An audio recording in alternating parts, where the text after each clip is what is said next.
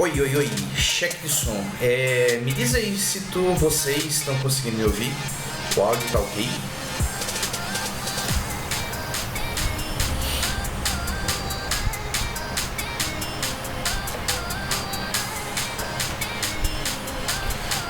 Beleza, muito boa tarde, galera. Deixa eu colocar aqui a musiquinha. Já deu? Beleza, vamos lá então. Bom, nessa aula a ideia é a gente tirar dúvidas, né, do projeto. Então, assim, a gente continua naquele esquema, né? Primeiro eu vou dar alguns avisos. Eu espero que vocês estejam bem, a propósito, certo? Continuem se cuidando, a coisa continua, como é que se diz, séria, né, em termos de quarentena, então se cuidem. Esse é o primeiro aviso. Segundo aviso é que em breve, nessa semana, tá? A prova de reposição ela deve acontecer no início da próxima semana, né? Pelo que está marcado lá no SIGA. Então ela vai ser remota, isso está para lá de confirmado. Agora eu vou dar orientações mais exatas de como ela vai acontecer um pouquinho mais tarde nessa semana, certo? E o prazo do trabalho continua também aquele que está lá no SIGA. Eu preparei aqui um canal do Discord, se alguém quiser entrar para falar sua dúvida, certo? Então essa é a forma de vocês falarem aqui, né? Só assim, o que eu recomendo é que na hora de vocês fazerem isso, tentem mutar o stream de vocês, porque existe um atraso. Então se vocês não mutarem, vocês vão ouvir uma cacofonia de coisa horrível, certo? Mas e se vocês também quiserem colocar as dúvidas de vocês aqui no chat, também não tem problema nenhum, tá? Eu leio e aí eu vou tentando responder. E eu não preparei assim absolutamente nada, é aquela aula que eu vou ficar aqui de boas, esperando dúvidas, certo? Então quem tiver dúvida aí já pode colar. Eu sei que de cara, deixa eu até abrir aqui algumas mensagens, o Matheus Gama, ele me mandou algumas dúvidas, eu posso começar por aí, essas dúvidas, mas eu tenho que ver se ele está aí. Então, Matheus, se tu tiver, se manifesta aí, cara, para eu ter certeza que tu tá ouvindo isso aqui, certo?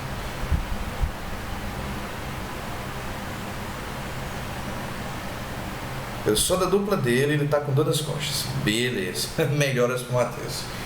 Mas tá bom, então vamos lá.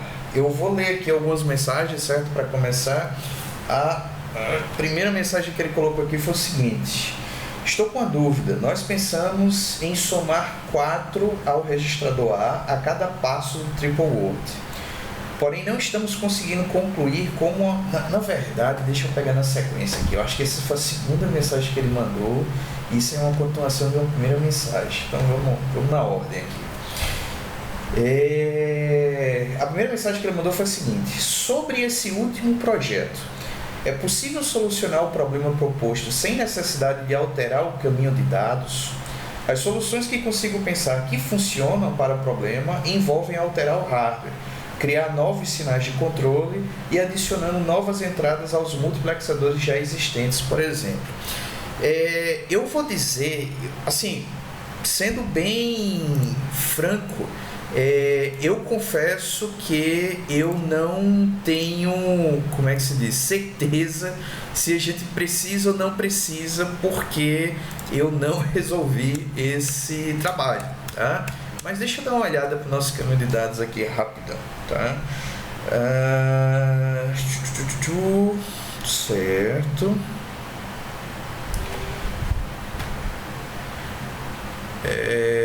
Ok.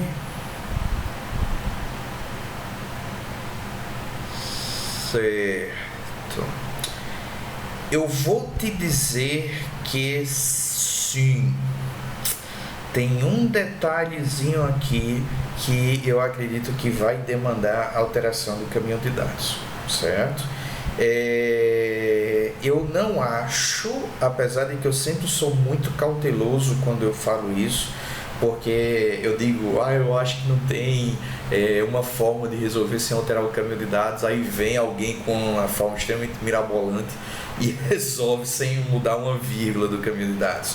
Mas nesse momento, numa análise preliminar, eu não vejo como. A gente precisaria fazer pelo menos uma alteração aqui, certo? Pelo menos uma, talvez precise mais. Mas aí eu vou deixar vocês primeiro proporem, tá? Eu não vou dizer, eu resolveria assim porque é zoeira, né? Eu vou dizer como é que resolve o trabalho. E geralmente, só para explicar para vocês isso,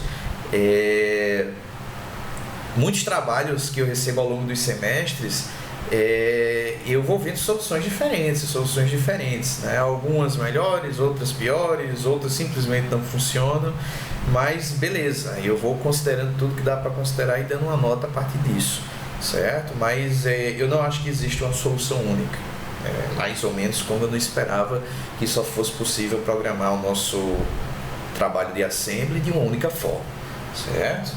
Eu estou vendo que está chegando perguntas aqui no chat. Já eu respondo, certo? Deixa eu estar de olho aqui no Discord também, certo? Ok, no Discord vocês estão entrando mutados, certo? Quando alguém tiver uma dúvida aí eu vou pedir para se identificar, tá? E aí eu vou liberar vocês para tirar dúvidas. Ok, então essa é a primeira parte da dúvida do Matheus. Precisa fazer alguma alteração no caminho de dados? Eu acredito que sim, eu acredito que precisa. Soluções que eu consigo pensar que funcionam para o problema envolvem alterar o hardware, criar novos sinais de controle e adicionar novas entradas aos multiplexadores já existentes, por exemplo. Gostaria de saber se estou no caminho certo.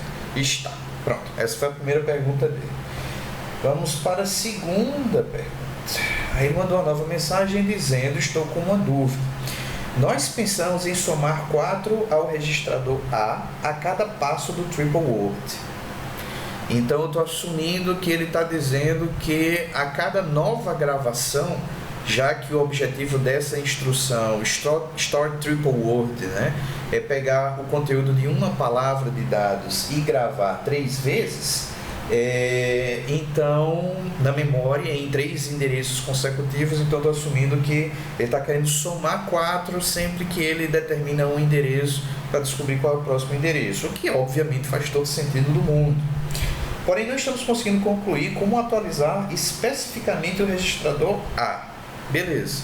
Então, aqui olhando o caminho de dados, tá, que está na nossa frente, eu estou assumindo que ele está querendo somar a constante 4 e ele está querendo colocar o endereço aqui em A, certo? Porque 4 não está em A, está na segunda entrada, né? Não é nem A, perdão.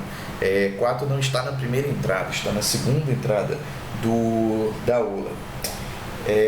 Para atualizar o banco de registradores, só vemos o write-alu, sinal de controle, e o write-mdr. Mas o write-alu usa RD, o campo RD, como número de registrador, e não sabemos exatamente o que está armazenado em RD, nem como atualizar. Correto. Não é uma boa ideia salvar num banco de registradores, pelo menos não sem alterações significativas no caminho de dados, porque o que está sendo determinado aqui para selecionar em qual registrador eu irei escrever em princípio, o que está nos bits de 16 a 20, que é o campo RT, na verdade aqui, não é nem RD, RT porque RD só aparece nas instruções do tipo R. Essa instrução que eu dei usa o formato do tipo I. Então, o registrador onde a gente especifica, né, em qual registrador deve ser salvo o dado, está no campo RT. Então, ele vai usar aqui os bits de 16 a 20. Tá? Onde é que eu vejo isso? Vamos voltar aqui. Cadê o formato da instrução aí? Pronto. Esses são os bits são os 16 primeiros bits, certo? Os bits de 0 a 15. Aí os bits de 16 a 20 são o campo RT, tá? Então, é esse campo aqui que vai especificar em qual registrador eu vou salvar aquilo que eu ler da memória. Então, o que acontece, vamos voltar aqui para o caminho de dados, é que o programador vai escolher um registrador e definitivamente não é uma boa ideia a gente jogar algum valor intermediário onde, como é que se diz, o usuário quer expressar qual dado que precisa ser salvo. E aqui eu estou fazendo uma confusão, tá? Desculpa. O formato é do tipo I, mas nos campos de 16 a 20, que é o campo RT, o usuário não está especificando onde é que ele quer que sejam gravados os dados, porque isso não é uma operação de leitura, isso é uma operação de escrita, é store triple word. Então eu estou me confundindo aqui. Nesse caso, os campos de 16 a 20 contêm o dado a ser salvo, que vai ser lido aqui na fase de decodificação e automaticamente gravado aqui no registrador B. Isso é ainda pior para você salvar alguma coisa aí, tá? Porque esse campo contém o dado que o usuário está tentando salvar na memória. Então não é uma boa ideia colocar, por exemplo, cálculo de endereço de memória intermediário aqui. Então não é uma boa ideia, certo? Seria o offset guardado em RD? Não. O offset é guardado no valor imediato, que são os 16 bits menos significativos do formato de instrução I. Temos dúvida porque a instrução tipo I não possui o campo RD. Correto. E não, o campo RD não vai ser utilizado para essa instrução. Ok. Eu não sei se isso responde a dúvida. Tá? Quem é da dupla dele? Deixa eu ver aqui. A dupla dele é Silver Crown. Tá. Seria para atualizar o valor do endereço. Em algum momento você vai ter que atualizar o valor do endereço que está indo para a memória. Tá? Por quê? Porque o usuário vai dar primeiro um endereço base e um deslocamento. O deslocamento está nos 16 bits menos significativos e o registrador ele está guardando o endereço base. Então, como é que eu calculo onde eu começo a gravar? Pega o endereço do registrador que o usuário indicou, que é o meu endereço base, e soma com o deslocamento. Aí você vai ter um primeiro endereço, certo? E aí você salva. Até aí é igualzinho a instrução install word. Agora depois você vai ter que atualizar esse endereço, porque se você pedir para salvar mais uma vez, você vai pegar o mesmo dado e salvar no mesmo endereço de memória. Então você vai ter que arrumar uma forma de incrementar esse endereço em 4 bytes. E aí você vai ter que mandar esse novo endereço para a memória e comandar a memória para salvar de novo.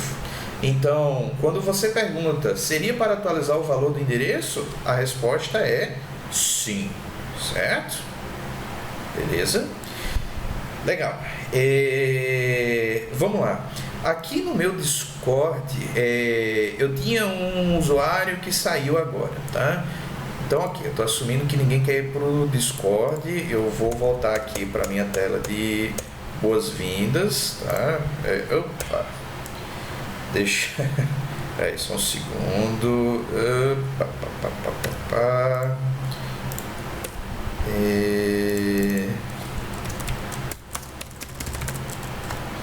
pronto, só trocar a mensagem aqui.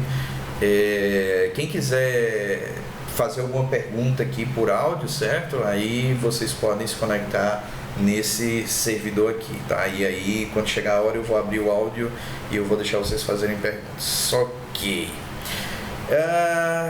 DPR Fita pergunta: professor, Arcane Hit tem modo para sub?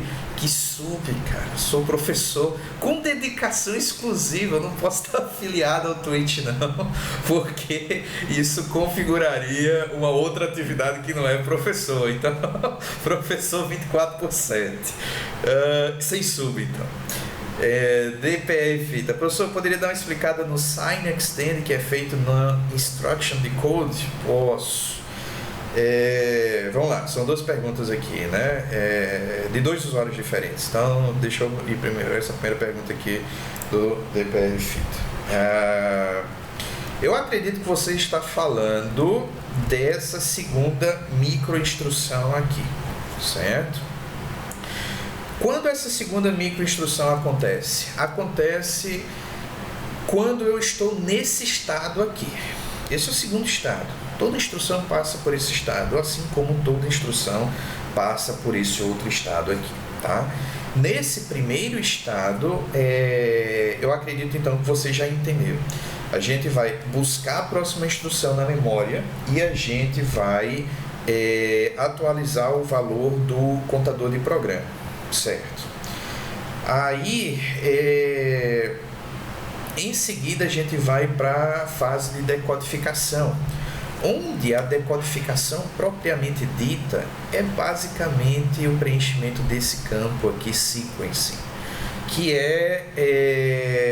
eu vou consultar uma tabela interna, que é a Dispatch Table 1, com base no opcode da instrução que está no registrador de instruções.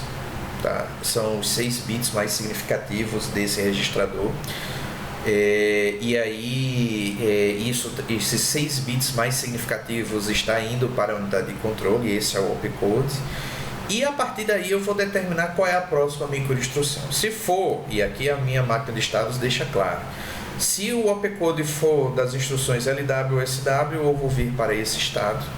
Se for alguma instrução do tipo R, aí são 5 que se encaixam nessa categoria, add, sub, end, or e SLT, eu vou para esse estado, a microinstrução 6. Se for um back, eu vou para a microinstrução do endereço 8, nesse estado 8 aqui.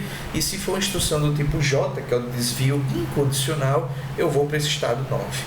Então a decodificação é só isso. E aí o meu caminho de dados não faz nada.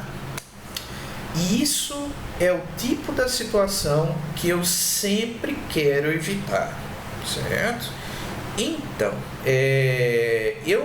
por esse motivo, eu vou tentar adiantar algumas coisas que são necessárias para outras instruções que podem vir a ser executadas após essa fase de decodificação. Aí, a sua pergunta foi específica para o Sign Extend aqui, certo? Então, se eu for lá na microinstrução, eu vou ver que ele está comandando a ULA para realizar uma soma, colocando nas entradas o endereço de PC e a saída do deslocador de 2 bits para a esquerda que ocorre depois do extensor de sinal. Esse extensor de sinal está recebendo os 16 bits menos significativos da instrução. Quando ele está fazendo isso, isso só é útil para instruções que empregam o formato I. De novo, que é esse formato aqui. Notem, os 16 bits menos significativos de uma instrução do tipo R é outra coisa. Na verdade, são 3 coisas diferentes aqui, tá? É um campo FUNT, um campo SHAMT, né, que é o Shift Amount, e o campo RD. Então, não faz sentido. Ele continua sendo a entrada desse extensor de sinal, mas simplesmente isso não tem nenhuma, vamos dizer assim, utilidade prática. Se eu tiver uma instrução do tipo J, os 16 bits menos significativos são apenas um pedaço do imediato que existe nessa instrução, que é formado por 26 bits. Não faz sentido também. Então, o único tipo de instrução onde faz sentido eu ler especificamente os 16 bits menos significativos são as instruções do tipo I. Tá? Então, eu vou pegar o endereço que está aqui, que as instruções do tipo I, elas utilizam em geral para fazer especificar um deslocamento, certo? De bits sobre um registrador e que contém o endereço base. No caso das instruções load e store word, load word e store word, o registrador que contém o endereço base ele está indicado no campo RS, certo? Então eu vou pegar o conteúdo do registrador indicado nesse campo e somar com o deslocamento informado nesse campo aqui. Então, no caso do meu caminho de dados, ele permite então que eu faça duas coisas, que eu pegue esse deslocamento, que eu pegue essa saída desse extensor de sinal, não faça nenhum deslocamento e já use isso na minha soma. Não é isso que esse segundo estado está fazendo. O que o segundo estado está fazendo é pegar a saída desse deslocador de 2 bits para a esquerda, que recebe como entrada a saída desse extensor de sinal. Aí o extensor de sinal pega um número de 16 bits e transforma em uma representação de 32 bits. E aí ele vai deslocar 2 bits para a esquerda. O efeito prático disso é eu fazer uma multiplicação por 4. E tipicamente eu faço essa multiplicação por 4 no endereço, tá? Ou no caso num deslocamento, quando eu estou tentando acessar instruções, certo? Porque as instruções elas são armazenadas sempre de forma alinhada à palavra. São sempre em endereços múltiplos de 4, porque essas instruções sempre ocupam 4 bytes na arquitetura MIPS. Então, isso não é utilizado para instruções do tipo load word e store word, porque nesse caso, para leitura de dados, eu não preciso estar alinhado à palavra. Esse tipo de deslocamento só é útil na hora que eu estiver fazendo o fetch, que é o primeiro estado, na hora que eu estiver fazendo o back, e aí o back é uma instrução do tipo i, é para a instrução back, que essa soma do endereço de PC com um deslocamento multiplicado por 4 é útil, tá? Então, essa soma entre PC e esse deslocamento de 2 bits para a esquerda só é útil para a instrução back. Qualquer outra instrução não vai tirar proveito desta soma. Ok? Então é isso. Tá? É isso que essa segunda instrução está fazendo. Ela está adiantadamente somando o conteúdo de PC com a saída desse deslocador de 2 bits à esquerda após o extensor de sinal, na esperança de que a instrução sendo decodificada seja back, porque se esse for o caso, quando eu chegar no estado específico de back, eu já sei qual é o endereço da instrução para onde eu desviar se a condição for atendida. Esse endereço vai estar no registrador de saída da urna. Tá? E aí você diz, os 16 bits menos significativos são endereço, né? Não, eles são um deslocamento. Esses 16 bits menos significativos na instrução back serve para indicar para quantas instruções você quer saltar além da instrução indicada no registrador PC. É por isso que você soma na microinstrução, cadê ela? Que PC com essa saída desse extensor de sinal. É porque você está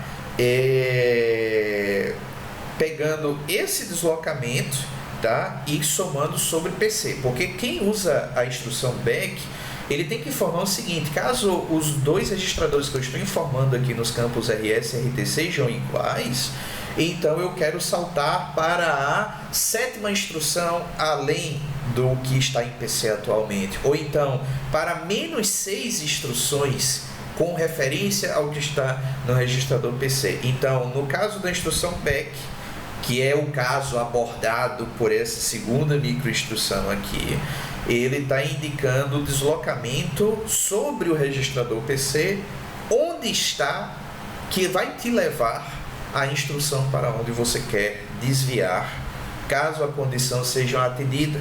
E a condição é o conteúdo dos dois registradores que eu informei, os conteúdos são iguais. Ok?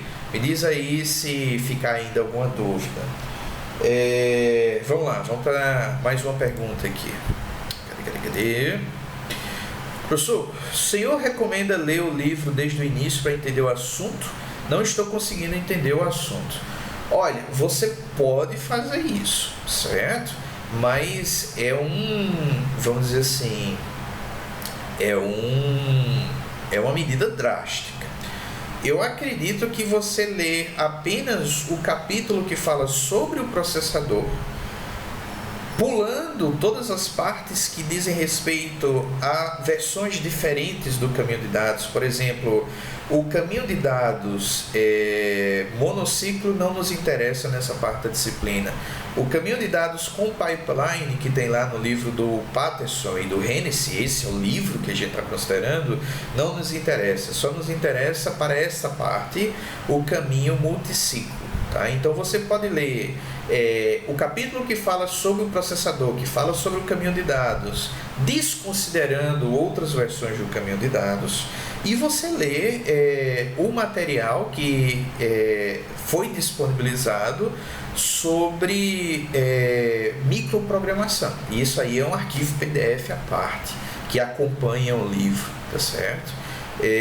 Isso aí é o que fala mais especificamente sobre esse suporte. Então você pode fazer isso, tá? Considerando que nas aulas que eu disponibilizei aqui no Twitch, né, e no YouTube, eu já estou avançado, né? E se você começou a se perder lá no início, então pode ser que realmente essa leitura ajude. Se você tiver alguma pergunta específica, você pode mandar aqui, eu posso tentar te ajudar. Mas, reforçando, apesar de você poder ler o livro todo até o capítulo de processadores e caminho de dados, claro que isso ajudaria, né? Te daria um contexto muito amplo, mas talvez partindo direto para o capítulo sobre processadores já resolvesse. Certo. Peter diz: professor, uma vez que temos o endereço no registrador A, podemos jogar na memória e somar 4 ao A no mesmo ciclo? Daí só precisaria puxar o próximo endereço do allout. Deixa eu entender essa tua pergunta aqui, cara. Deixa eu botar aqui o caminho de dados. Deixa eu botar essa dúvida aqui nessa outra tela. Temos o endereço no registrador A. Após a fase de decodificação, o registrador A contém o conteúdo do registrador indicado no campo RS. E isso sim é o endereço base, não é o endereço final, certo? Esse endereço base, ele precisa ser somado ao deslocamento informado pelo programador ou programadora, para poder você descobrir o primeiro endereço onde você vai precisar salvar. Então, esse primeiro passo é igual ao store word, certo? Então você vai pegar o endereço base do campo RS e você vai somar com a saída desse extensor de sinal, antes do deslocamento. Isso vai te dar o primeiro endereço. E aí você vai salvar esse endereço aqui no registrador de saída da aula. Você não pode mandar a memória fazer uma coisa no final de um ciclo. Tem que ser no início do ciclo para que você obtenha um resultado no final do ciclo, tá? É por isso que a gente salva esse endereço no registrador de saída da aula e só no ciclo seguinte, no início do ciclo seguinte, a gente diz: memória, por favor, acesse esse endereço que eu acabei de calcular aqui. Então, enquanto uma coisa está sendo buscada na memória, você pode calcular o próximo endereço e no final do ciclo gravar aqui no registrador de saída da aula para no ciclo seguinte mandar novamente para a memória. Isso dá para fazer, tá? Mas calcular um endereço em um ciclo e no meio do ciclo mandar para a memória, nesse caminho de dados, assuma que isso vai violar o tempo necessário para que a memória leia o dado. E olha que eu já estou assumindo tipo 100% de cache, 100% de taxa de acerto aqui de cache, né? 100% de hit. E aí, no final desse ciclo, o dado já está pronto para eu colocar no meu Memory Data Register, no MDR, tá? Então, eu acho que é isso que dá para fazer. Manjou? Beleza. Silver Crown pergunta: tem alguém? Não, ninguém no Discord aqui, tá? Beleza. Se eu puxar a saída da ULA para a entrada de A, como eu controlaria de quem ele vai receber o valor? Levando em conta o read, data 1 e o saída da ULA. Bom, cara, se você quer ligar a saída da ULA nesse tu quer ligar onde? Para a entrada de A. A entrada de A, se você quer fazer isso aqui, você precisaria colocar um multiplexador aqui na entrada de A. Essa é a única forma. E aí o sinal de controle desse multiplexador vem aqui para a minha unidade de controle. E aí a minha unidade de controle vai fazer como ela faz com todos os multiplexadores. E aí você escolhe o que é que vai para o registrador A, certo? Agora note, tá? Eu não vou dizer nem que sim, nem que não, nem que está certo, nem que está errado, mas considerando que a entrada A é uma das opções para a primeira entrada dessa ULA, e existe uma segunda opção aqui que é PC, você também pode considerar adicionar uma terceira opção. Então, ao invés de você ligar o registrador de saída da ULA em um multiplexador novo que você colocaria antes do registrador A, você pode ligar um multiplexador já existente. Obviamente, o multiplexador vai ter que ser trocado no caminho de dados. Você não vai ter mais um 2:1. Você teria que ter um tipo 3:1, como esse, que na verdade é um 4:1, sendo que com uma das entradas não utilizada. Dá para fazer, tá? Mas se você quer controlar o que é que deve ser escrito ou não ser escrito em algo, tipicamente você vai fazer isso conectando todas as possíveis entradas em um multiplexador na entrada desse componente que você quer selecionar. Ok? É mais. Diz aí se vocês estão entendendo, tá?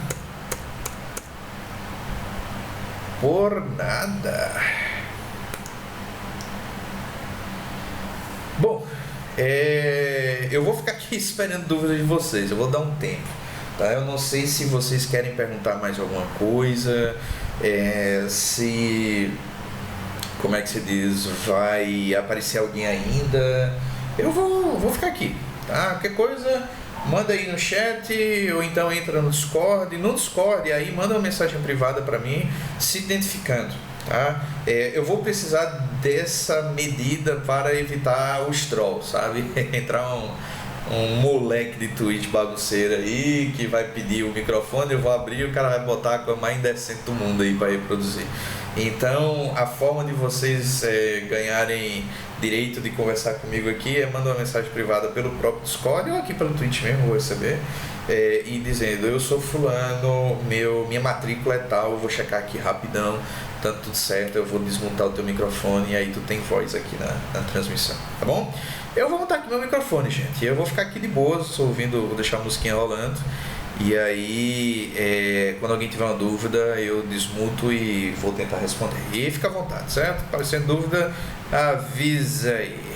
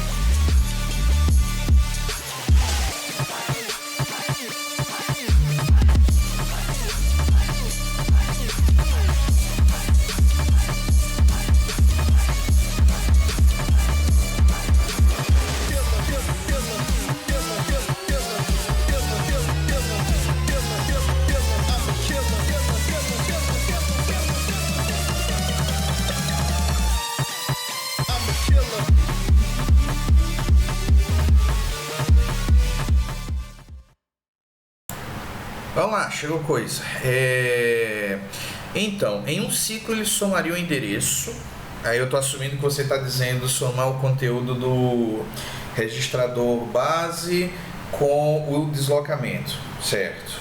E no outro ciclo ele armazenaria a palavra de fato na memória, certo? E repetiria isso. Sim, a ideia é repetir isso. Agora, enquanto ele está armazenando algo na memória, dica, a tua ULA em princípio vai estar sem fazer nada. Então você pode aproveitar o momento, né, de um ciclo em que você está gravando algo na memória e você já ir computando outro endereço. Mas sim, a ideia é você fazer isso por 3 vezes. Você vai primeiro somar um endereço base com a saída do... como é que se diz? Do extensor de sinal, certo? São os 16 bits menos significativos transformados em 32 bits.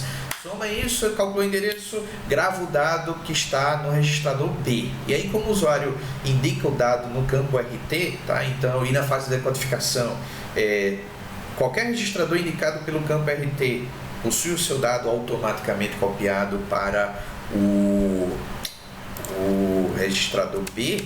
Isso é o que essa segunda parte da instrução de decodificação faz.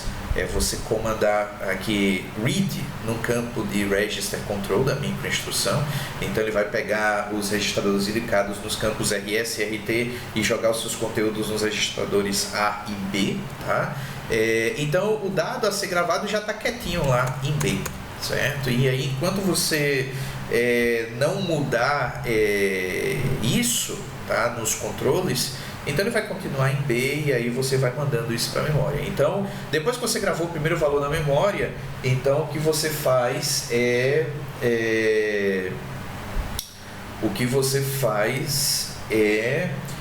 pegar o endereço que você acabou de gravar e incrementar 4. E aí você grava a segunda cópia. Aí depois você pega esse endereço e você vai somar mais 4. E aí você salva de novo. E aí acabou a instrução. Daí é um desvio para fetch. É voltar para o primeiro estado. Ok. DPR fita, essa aula vai ficar gravada? Se tudo der certo, vai. Eu tenho um pouco de medo de streaming porque eu fico extremamente suscetível a problemas técnicos diversos, tá? Então, pode cair a internet, cair energia, ou eu fazer alguma besteira que eu perco o vídeo, mas se não acontecer nenhuma tragédia, eu simplesmente vou pegar esse vídeo e disponibilizar lá no canal, ok? Além disso, dada a complexidade do trabalho e a difícil comunicação coronavírus, o trabalho poderia ser feito em trio? Não. O trabalho, ele na verdade é menos complexo do que o trabalho de assembly que a gente fez. A complexidade desse trabalho, eu repito, é entender o assunto, não é escrever o relatório. O relatório, quando vocês visualizarem a solução, cara, ele é relativamente simples, tá? Não tem muito mistério não. E aí um relatório de, sei lá, 4, 5 páginas, talvez 3, seja suficiente se vocês, claro, fizerem um relatório decente, né? Contextualizarem direitinho as coisas, estar bem organizado. Então esse tempo e essa quantidade de pessoas é suficiente, tá, gente? Agora, o maior risco aqui eu não estou entendendo nada, aí realmente é difícil.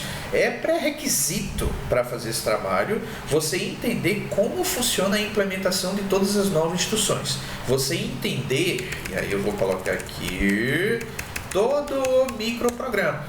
Isso aqui é obrigatório você entender. Quando você entender isso, tá? E aí eu assumo que nesse pacote está incluído, eu entendo o formato das instruções, eu entendo o objetivo de cada uma das instruções, né? Como é que o usuário chama essas instruções, então você consegue fazer esse trabalho, tá? Mas, então a dificuldade é essa, é entender isso. Se você não está conseguindo, tem que correr para entender isso primeiro. Tem algumas pessoas que disseram, professor, passa exercício. Cara, exercício disso aqui, eu acho que o exercício que mais faz sentido é você, tipo, ter 9 microinstruções em branco e você reescrever esse microprograma tendo na sua frente somente a máquina de status e o caminho de dados. Pronto. E o tabelão. Pronto. Desculpa. Você tem que ter 3 coisas. Coincidentemente são as 3 coisas que a gente imprimiu e forneceu para vocês, tá? Então, com base nessas 3 coisas, recria um microprograma sem olhar para os slides. Esse aqui é o exercício. Conseguir fazer isso, vai conseguir fazer o trabalho. Certo? Tá. Chegou um monte de coisa aqui. Pera aí. Vamos lá. A entrega é para segunda, eu acredito que sim. É a data que está no cigarro. Eu vou abrir aqui para ver, para não falar bobagem. Que está na especificação também. É uma data que eu decidi no início do semestre, com base no calendário, e que eu já joguei ela assim para o mais longe possível, certo? Então, considerando que eu preciso de um tempo para corrigir os relatórios e o cronograma do semestre não foi alterado, então essa data não deve ser alterada, certo? Cuidem aí, por favor, dos prazos. A data que está aqui no SIGA é 25/3, que é quarta-feira. Isso, quarta-feira, então é depois de amanhã, certo? E eu acho que eu já disponibilizei o link, deixa eu ver, já disponibilizei o link, upload, não, eu não especifiquei, eu não disponibilizei o link. Eu vou ver se eu lembro de disponibilizar até o fim, porque aí assim que vocês terminarem, manda uma pessoa da dupla só, faz o upload e acabou-se, certo? E a dificuldade de comunicação é o que eu estou tentando resolver, por isso que a gente está fazendo streaming, e-mail, Discord, eu estou me virando aqui para tirar essas dúvidas, então não se abraça nessa dificuldade não, a gente tem que se abraçar nas soluções, certo? Daí manda as perguntas aí que a gente vai se virando. Não, cara, eu não consigo adiar isso aqui para sábado, porque se pessoas forem fazer a prova final, essas pessoas precisam ser notificadas disso a tempo, e eu preciso de um tempo. Eu não estou assim parado, as atividades continuam, estou aqui respondendo mensagens dos projetos de pesquisa e desenvolvimento do laser, tem questão de programa de extensão, tá bombando aqui. Então eu não estou tão livre, tá? E aí a única coisa que eu estou economizando de tempo, na verdade, é o deslocamento para a universidade. Eu não estou tendo que gastar tempo me deslocando, mas fora isso as atividades continuam. Então não vou conseguir adiar isso. Eu posso no máximo aplicar a regra da entrega atrasada por e-mail, mas se eu fizer isso, eu vou mudar aquela regra e ela vai ser duríssima, tá? Eu provavelmente vou cortar 20% da nota máxima para cada dia de atraso, porque, de novo, eu preciso gerar todos os resultados rápido, certo? E a partir do momento que, por exemplo, passar 2 dias, aí eu já não quero nem mais receber, certo? E com 2 dias já é 50%.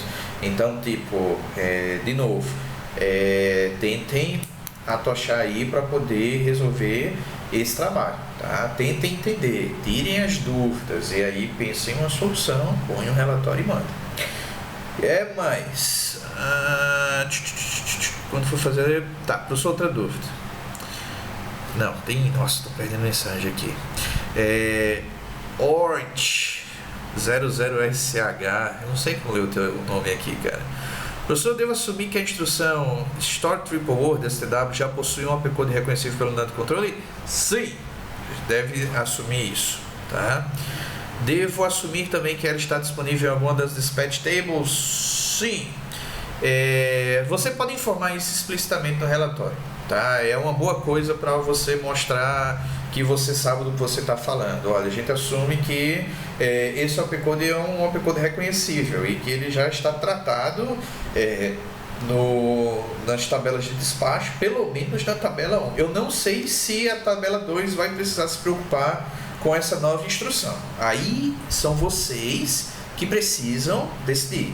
Agora, a primeira tabela de despacho, que é aquela que é consultada na etapa da decodificação, certo? Aí essa sim, a Dispatch Table 1 precisa saber qual é o teu opcode para fazer o desvio para a primeira microinstrução pertinente, certo? E se você quiser, você pode criar até outras Dispatch Tables, certo? De novo, vai ter soluções melhores, vai ter soluções piores. Eu não estou dizendo que essa é uma solução boa nem que é uma solução ruim. Eu ainda vou analisar, tá? Eu nunca... É uma caixinha de surpresa esses relatórios de vocês. Então veja aí se faz sentido, ok? Mas naturalmente a memória ela vai ser atualizada com a capacidade de reconhecer esse opcode aí da instrução de vocês. Silver Crown, professor, outra dúvida. Quando for fazer a tabela da microinstrução, precisa colocar a tabela do microprograma completo ou só da microinstrução? Do microprograma completo. Por que isso?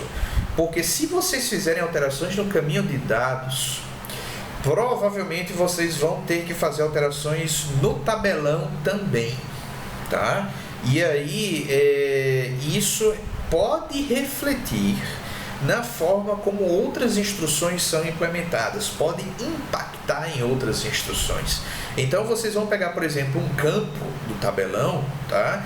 E talvez vocês vão alterar o significado de alguma coisa ou acrescentar uma linha lá dizendo, não, agora esse valor ele pode receber isso e quando ele for preenchido dessa forma, então o significado é esse. E esse significado, logicamente, tem que ser algo factível pelo caminho de dados. E aí você vai ter que, se alterou o caminho de dados, informar qual alteração você fez. É por esse motivo que eu pedi, assim, 3 coisas essenciais. Como ficou a máquina de status com a inclusão dessa instrução? Como ficou o caminho de dados? Certo? E aí, usa as habilidades de Photoshop de vocês. Pega a figura lá do meu slide e sai alterando, sai fazendo as alterações de vocês lá, certo? Ou desenha outra do zero, aí vocês decidem. O caminho mais fácil, provavelmente, é alterar a figura que já existe no caminho de dados para informar essa alteração. E a terceira coisa é como ficou o microprograma. E aí o relatório ele deve apresentar o máximo de informações acerca das decisões que vocês tomaram, tá? Para eu entender a lógica e ver se o que vocês propuseram faz sentido ou não. Peter, como eu somaria o endereço nos registradores enquanto a palavra está sendo armazenada na memória? Bom, para fazer isso, veja o formato da microinstrução. Então, vamos pegar aqui, por exemplo, StoreWord. StoreWord, ela faz o cálculo de um endereço em um ciclo, certo? Isso aqui é o equivalente a esse estado aqui, ao estado 2. Depois eu vou consultar a Dispatch Table 2 e como se trata do StoreWord, eu vou desviar a execução do meu microprograma para a microinstrução de número 5 aqui, certo? Então, essa aqui é a microinstrução 2, cujo label é MEN1, e a microinstrução 5 é essa aqui, cujo label é StoreWord 2.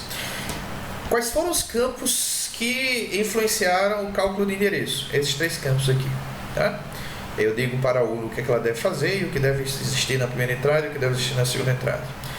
Aqui na minha segunda microinstrução de StoreWord, que é a microinstrução 5, como é que eu comandei a escrita na ULA? Eu escrevi o write hello aqui. Nota que a minha ULA ficou livre. Eu não especifiquei nada porque eu estou assumindo que no ciclo seguinte eu não vou usar nada do que a ULA vai produzir. A ULA pode produzir qualquer coisa, pode deixar lixo aí. Não vai fazer diferença nenhuma. Então, tu quer calcular alguma coisa aqui na ULA? Bom, preenche esses campos. E aí tu tem a certeza que ao final do ciclo, o resultado produzido pela ULA, ele vai ser armazenado no registrador de saída da ULA, que pode ser utilizado, o conteúdo desse registrador pode ser utilizado no ciclo seguinte. Então, como é que eu gravo e ao mesmo tempo coloco logo na ULA? Bom, na mesma microinstrução, eu especifico valores para esses 3 campos aqui, que dizem respeito à ULA, e especifico o valor para este campo aqui, que diz respeito à memória. Em um único ciclo, as 2 coisas serão feitas ao mesmo tempo. Ok. Certo. Eu acho que eu respondi todas. Eu pulei alguma, tem alguma aí que eu não respondi, me avisem, por favor.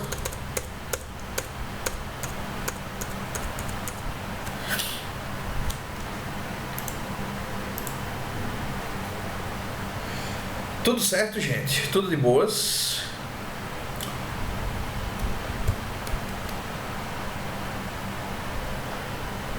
Sem dúvidas.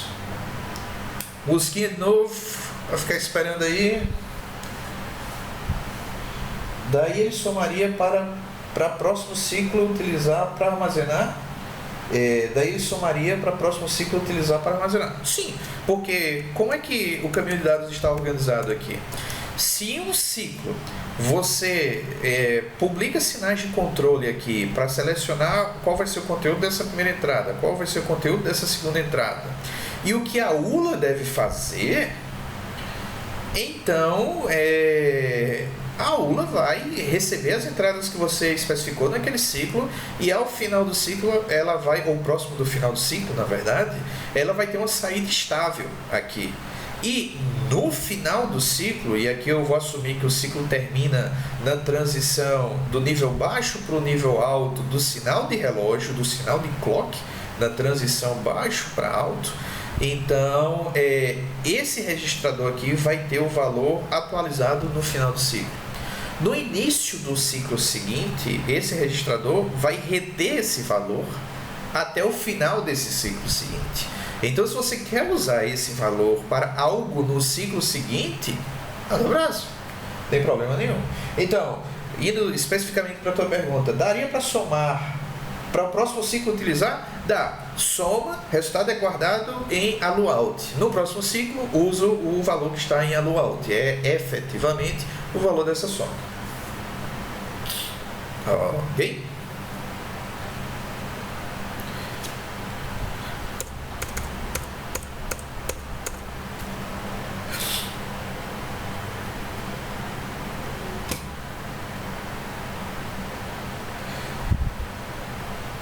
Beleza?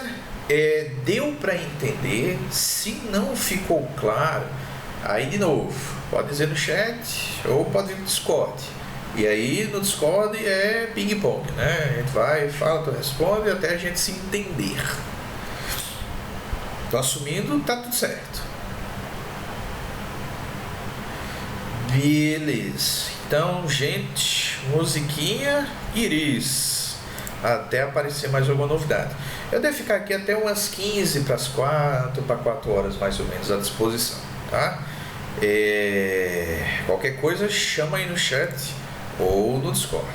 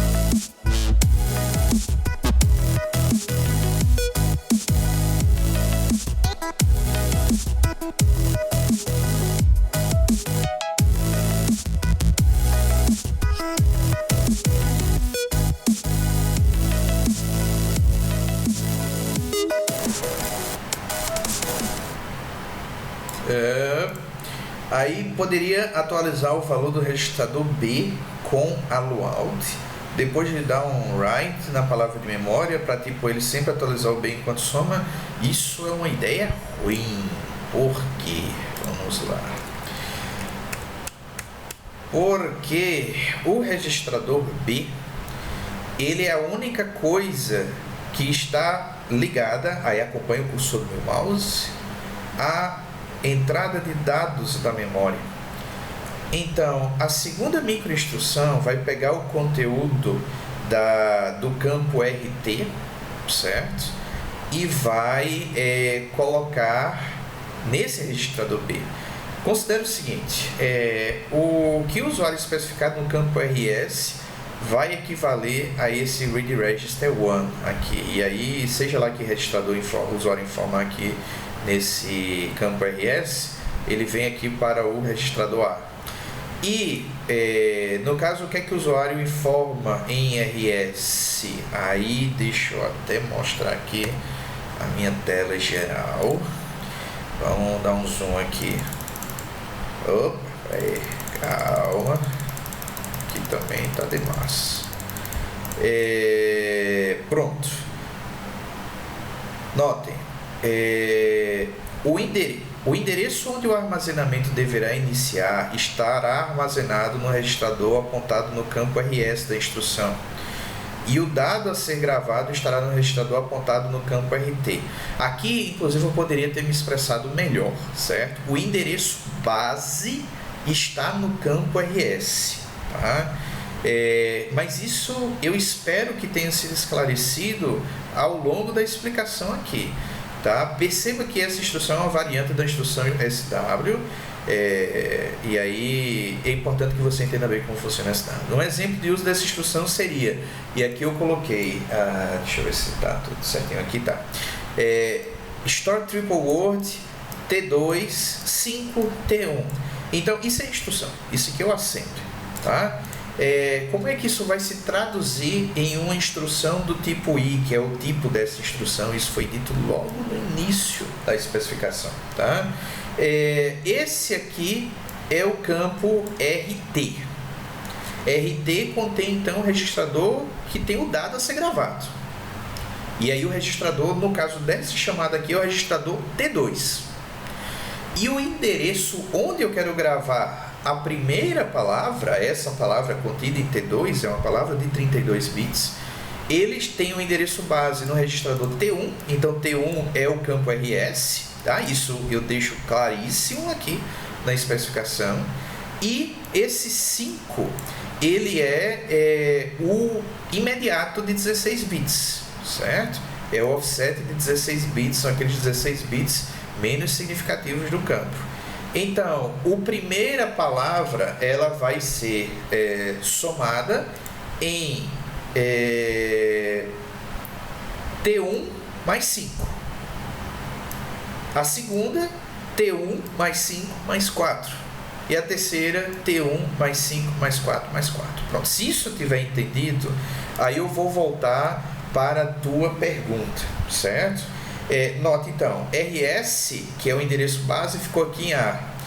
RT, que é o valor a ser gravado, ficou aqui em B. Você me pergunta, poderia atualizar o valor do registrador B com ALUAUT? O que é que você faria se você fizesse isso? Pegaria um endereço que você calculou e sobrescreveria o valor do dado que você está tentando gravar aqui na memória. Isso é mal, certo? Então, não é uma boa ideia. Eu recomendo, deixa B com o valor indicado no campo RT, que é o valor que precisa ser gravado na memória.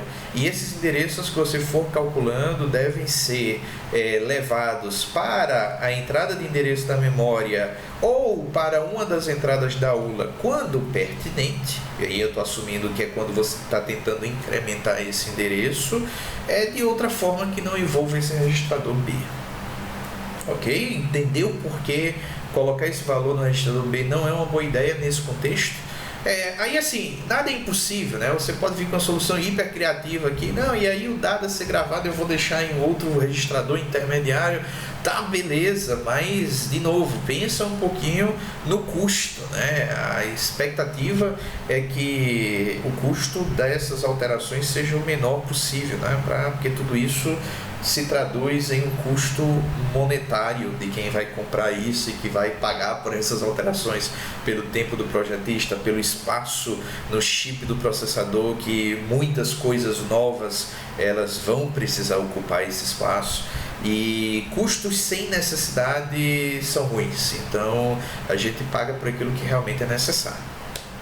Ok.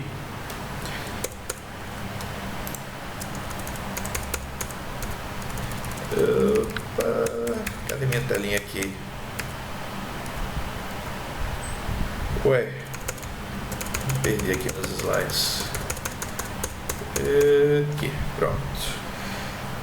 Beleza. Entendeu aí, Peter? Manda aí sinal de vida se tu entendeu ou se ficou alguma dúvida. Pode perguntar, certo? Pergunta aí, que a gente vai tirando essas dúvidas para vocês pensarem com clareza, ou se o negócio estiver muito feio, cair a ficha, né, e dizer, eu não estou entendendo mais nada, eu realmente preciso voltar por livros, voltar para as videoaulas, tá? Não estou dizendo que a situação nem de Peter nem de ninguém, estou dizendo que esse é o tipo de coisa que vocês precisam diagnosticar para tomar as atitudes necessárias para resolver o problema, para vocês conseguirem entregar esse relatório até as 23h59 da quarta-feira.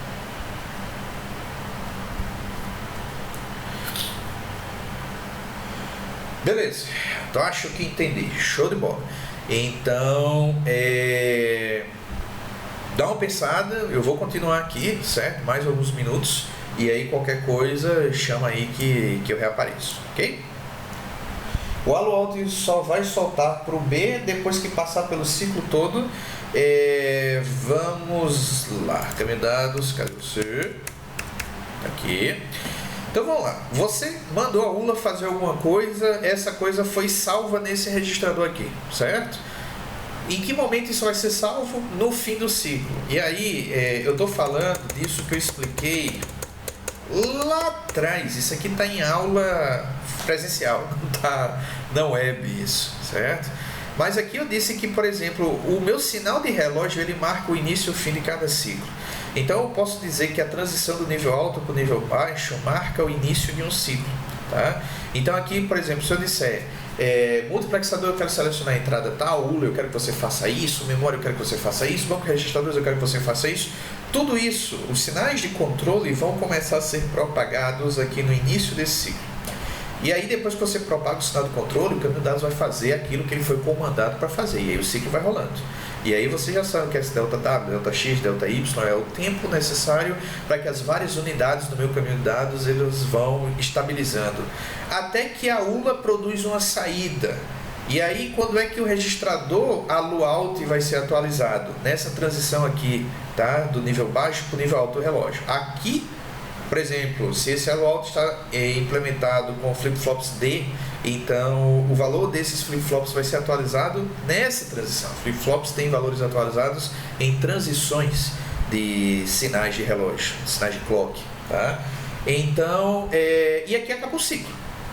Aí você pergunta, o halo alto só vai voltar para o B depois de passar pelo ciclo todo. Bom, ele só vai ir para qualquer canto no início de algum ciclo. Aí no início de algum ciclo, você vai ter que dizer halo out, e aí eu vou voltar lá para o caminho de dados, cadê ele? Aqui. Então, no momento, halo out ele só está ligado em dois lugares, tá? Nesse multiplexador aqui e nesse outro multiplexador aqui, beleza. Então, quando é que você vai usar halo out? No início de um ciclo, quando você disser para um desses multiplexadores aqui que você quer que o valor de halo out seja utilizado. Pronto, é nesse momento, no início de um ciclo, após ele ter sido atualizado no final do ciclo anterior, que ele vai para algum canto. Porque algum multiplexador vai permitir que ele vá para algum canto, certo? Se você quer que ele vá para um canto diferente que não seja, bom, segundo o que está aqui, né, no meu caminho de dados, halo alto está ligado nesses dois multiplexadores. Esse multiplexador aqui, onde está o cursor do meu mouse, ele está tendo a sua saída conectada ao registrador PC. Então tá, halo alto pode ir para PC. Essa é uma opção. A segunda opção é essa aqui, acompanha o meu cursor, é o multiplexador aqui que está no barramento de endereço da memória. Então, se eu selecionar a entrada 1 aqui, halo alto vai para o barramento de endereço da memória. Eu quero que halo alto vá para um terceiro canto? Bom, aí tu tem que alterar o teu caminho de dados e usar da tua criatividade aqui para esse valor ir para um terceiro canto, certo?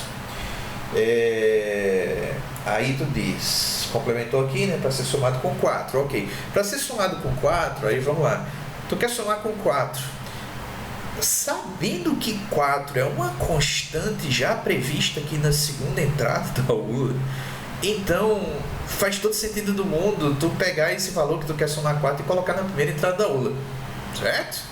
Para não ter que colocar esse valor na segunda entrada e ter que colocar 4, a constante, na primeira entrada da ULA, que no caminho de dados original isso não está previsto. Então, por isso que eu considero prudente, tá? Você colocar qualquer coisa que você queira incrementar 4 na primeira entrada da ULA, certo? E aí você comanda a soma e aí esse valor vai ser produzido aqui e ele vai ser salvo no registrador de saída da ULA no final do ciclo. Aí você diz aqui, depois de escrever o endereço na memória, ele poderia pegar o endereço que está no halo out e jogar no registrador e de 4 para o próximo ciclo. Tá, o que é que você pode fazer? Quando a memória está gravando alguma coisa cujo endereço está aqui em halo out, você já pode ir computando o endereço aqui, um próximo. E aí você pode também pegar esse halo out, ligar aqui uma das entradas da ULA de alguma forma, não vou ficar aqui falando a solução. E aí no final do ciclo, esse negócio pode vir aqui para o registrador AluAuth, ao mesmo tempo que a memória está lendo. Porque aqui, como esse registrador só vai ser atualizado no fim do ciclo, eu posso assumir com tranquilidade que quando esse valor for atualizado aqui, a memória já fez o seu trabalho de ler o valor que estava em AluAuth antes do final do ciclo, certo?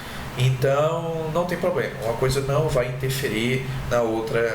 Eu estou partindo do pressuposto que a temporização do caminho de dados permite que isso aconteça, tá? E aí tu diz bem, acho que foi assim que entendi. Acho que foi assim que entendi. Ok. Então, se tu tá entendendo isso que eu tô falando, tu tá em um bom caminho. Aí tu tem que tomar decisões, conta duplo, tá? Para poder chegar na solução aí para colocar no relatório. Ok?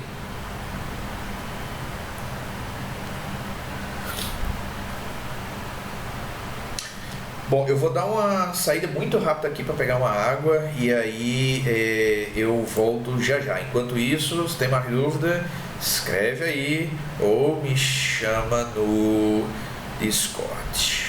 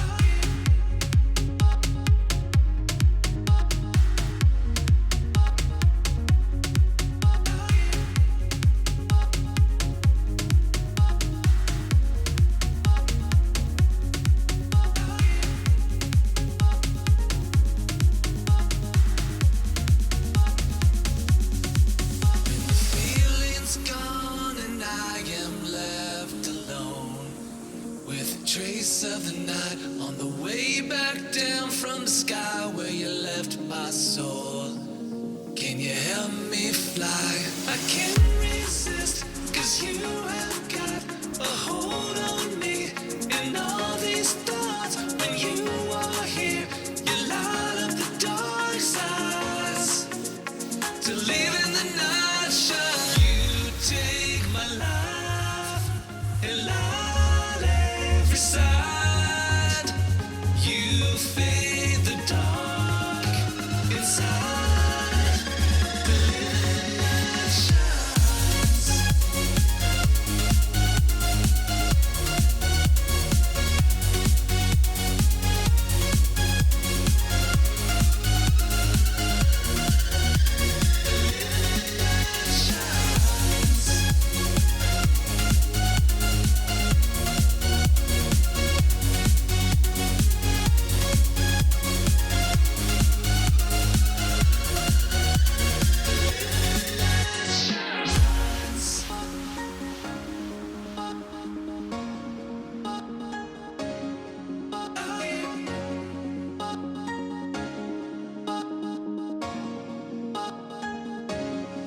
And the feeling's gone and I am left alone with a trace of the night on the way back down from the sky where you left my soul.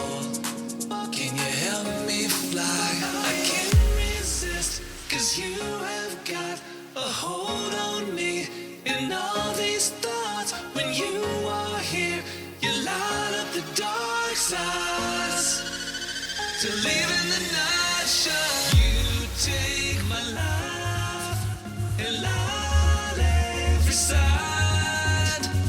You fade the dark inside. The living light shines.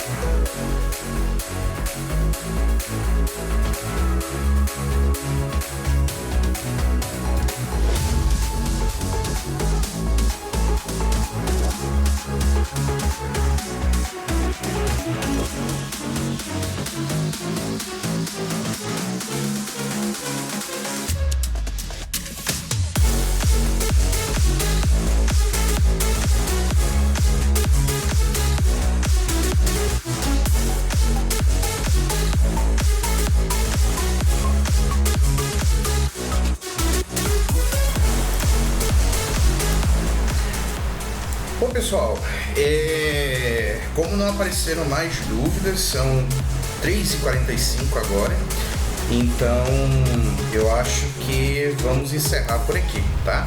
Só lembrando que amanhã às 10 horas da manhã a gente vai ter mais uma sessão, e aí quem quiser tirar dúvidas ainda sobre o projeto, essa vai ser a última oportunidade, tá?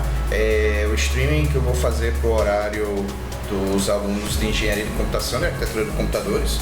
Claro que eu espero tanto que o pessoal de Engenharia tenha tido acesso a esse streaming de hoje, foi avisado a todo mundo. E vocês também vão ter acesso e vão poder tirar dúvidas aí do streaming de amanhã, de 10 horas, tá bom? Então, manda abraço no trabalho e aí, se não quer esperar pelo streaming, quer tentar aí pelo e-mail, manda um e-mail. Se a dúvida for simples, aí eu respondo já pelo e-mail mesmo.